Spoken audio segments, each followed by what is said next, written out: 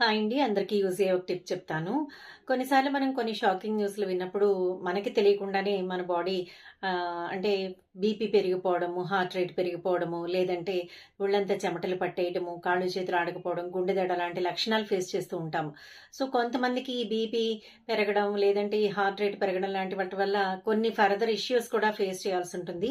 మరి ఇటువంటి ఏమి ప్రాబ్లమ్స్ లేకుండా ఉండాలి, ఇమ్మీడియేట్‌గా మన బాడీ మన కంట్రోల్‌లోకి రావాలి అంటే ఇమ్మీడియేట్‌గా వెంటనే మనం చేయాల్సిన స్టెప్ ఏంటంటే, చల్లటి వాటర్ తోటి ఒక 5, 6 సార్లు మన ఫేస్‌ని శుభ్రంగా కడుక్కోవాలండి. ఇలా చేయడం వల్ల ముందు మన బాడీ మన కంట్రోల్‌లోకొస్తుంది. నర్వస్ సిస్టమ్ కూల్ అవుతుంది. సో, ఈ గుండె దడ లాంటి లక్షణాలన్నీ కూడా తగ్గుతాయన్నమాట. సో, ఆ తర్వాత మనకు తెలిసిన విషయాన్ని బట్టి ఏం చేయాలి, ఏం స్టెప్ తీసుకోవాలనేది ఆలోచించుకోవచ్చు. బట్ ఇలాంటి సిట్యుయేషన్ ఎదురైనప్పుడు వెంటనే వాటర్ తోటి, చల్లటి నీళ్లతోటి ఫేస్ వాష్ చేసుకుంటే చాలా యూజ్ ఉంటుంది. Thank you.